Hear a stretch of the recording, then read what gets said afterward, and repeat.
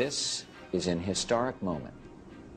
We have in this past year made great progress in ending the long era of conflict and Cold War.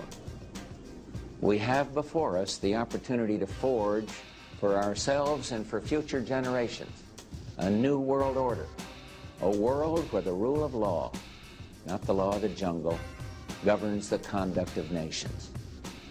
When we are successful, and we will be, we have a real chance at this new world order, an order in which a credible United Nations can use its peacekeeping role to fulfill the promise and vision of the UN's founders. Greetings. I wasn't planning on another news update, but there's so much going on, I need to comment. First of all, what's going on in the Middle East? In Libya, we saw Muammar Gaddafi captured and killed. The United States spent another $1 billion to help overthrow this dictator. Does this mean that we'll have peace? No, on the contrary. When secular dictators such as him are removed from office, the people don't always respond as the one-worlders had hoped. Just as when Palestine had free democratic elections, they voted in a hardline Muslim group. They voted in Hamas. We, the international community, which is a nicer term for the New World Order, are not going to negotiate with them. They were given free elections, but they didn't vote for the party we wanted, so we're taking our ball off the court. We refuse to play. It seems the same thing is happening in Libya. The transitional government leader, Mr. Mustafa, set out a vision for the post-Gaddafi future with an Islamic tint, saying that the Islamic Sharia law would be the basic source of legislation in the country, and that existing laws that contradict the teachings of Islam would be nullified. So once again, we have a real possibility for another radical Islam nation to enter the stage of the regional conflict. But it gets better. We saw President Obama give a speech this week where he declared he was bringing the troops home as promised. Well, if we remember, he was going to start bringing them home within 6 months of becoming president. But the truth be told, he isn't bringing the troops home. They are being kicked out. The exit date was sealed well before Obama took office in 2008.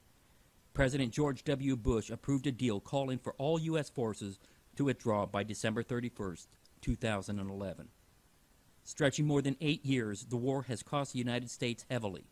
More than 4,400 members of the military have been killed, and more than 32,000 have been wounded, with a running total of $1.2 trillion spent for both Iraq and Afghanistan.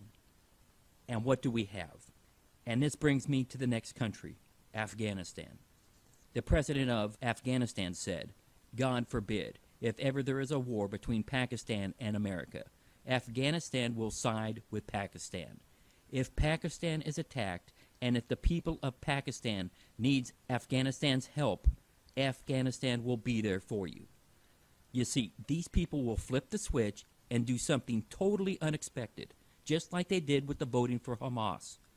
So the country we helped liberate from the Taliban and Al-Qaeda openly opposed the USA if action is taken against Pakistan.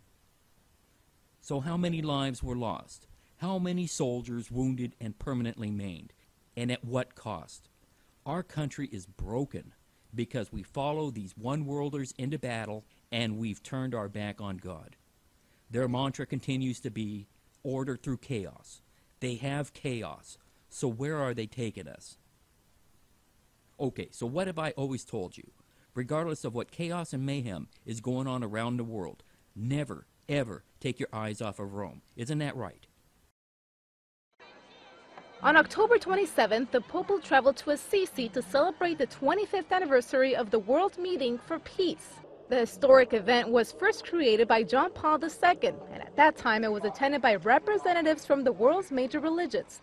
Cardinal Roger Echegaray was in charge of organizing the meeting at that time because of his role as the president of the Pontifical Council for Justice and Peace.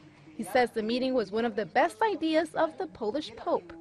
It was a bold idea, something truly new, and we can say prophetic.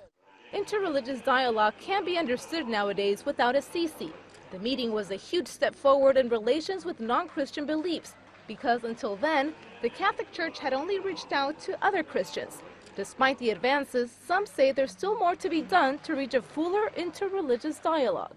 The cardinal warns that de-Christianizing the world could also be a threat to peace. Both Christians and members of other faiths are showing that religion is a sign of allegiance to the God of peace. Once again, the Pied Piper of ecumenism is bringing the world's religions to Rome. It doesn't matter what God you worship or how you worship, we all believe in a loving God. Therefore, let's hold hands in praise. But you already know that's not what Scripture says. Jesus Christ, Yeshua, is the way, the truth, and the life, and no man cometh unto the Father except by him. We are told to come out from among them, to separate ourselves. Do not be partakers of their error.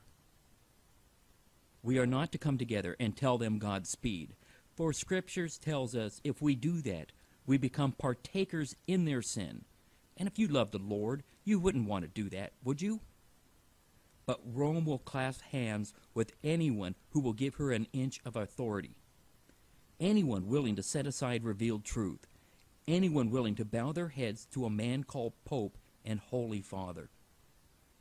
After touching quickly on religious Babylon, let's take a look at the political and economic Babylon. What is their mantra? Through chaos comes order. Rome and the European Union are responsible for this mess. You know, the Roman Catholic Church and the Vatican never recognized the Israeli state to exist until relatively recent days.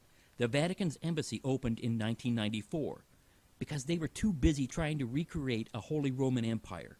On the ruins of fascism at the end of World War II, they raised up new political parties in Italy, France, and Germany called Christian Democrats. The prime ministers of those nations, established by the Treaty of Paris in 1952, founded the Iron, Coal, and Steel Community. This institution eventually became, under the Treaty of Rome in 1957, the Common Market, and from which today, through a host of other treaties, has become the European Union, an embryonic United States of Europe. The countries gave up their sovereignty and accepted the euro as their common coin. We've seen from the news how the nations entangled in this EU web are financially struggling, especially in Greece. It's all falling apart. But alas, the Vatican has a new solution for the chaos at hand. In light of the economic crisis, the Vatican released a proposal to tackle the world's financial market. The document, titled Reforming the International Financial System, was presented at the Vatican press office. The document says the market needs a so-called global public authority that can make sure all players are following the rules of the game. The document claims that the leadership of the G7 and G20 is informal and excludes too many countries. To protect some of the global public goods, there needs to be a quick international coordination among states. For example, on issues like pollution and also financial stability, we need better international coordination, quicker responses, and true representation. The Vatican says part of the solution is a world central bank. Under the proposal, the bank would regulate currency exchanges. It would also have a world fund to recapitalize where needed. It would implement different rules for commercial and for investment banks, and it would also impose a tax on financial transactions. This crisis stems from financial reasons that in turn weaken countries. The weak states are now causing problems for banks, so it's normal to ask the financial sector to pay, so that the weakest states, or the welfare state, don't have to front the burden. The Church is at the forefront. It endorses this proposal. Can you believe this? Their solution is a one world bank. That is the solution being put out by the Vatican. This world is sinking deeper and deeper under the control of secret societies and fraternal orders headed up by the Jesuit order. And we have the Pope, the happy and holy face on an evil clown, trying to bring the people to heel under the guise of a new world order. People, we need to pray.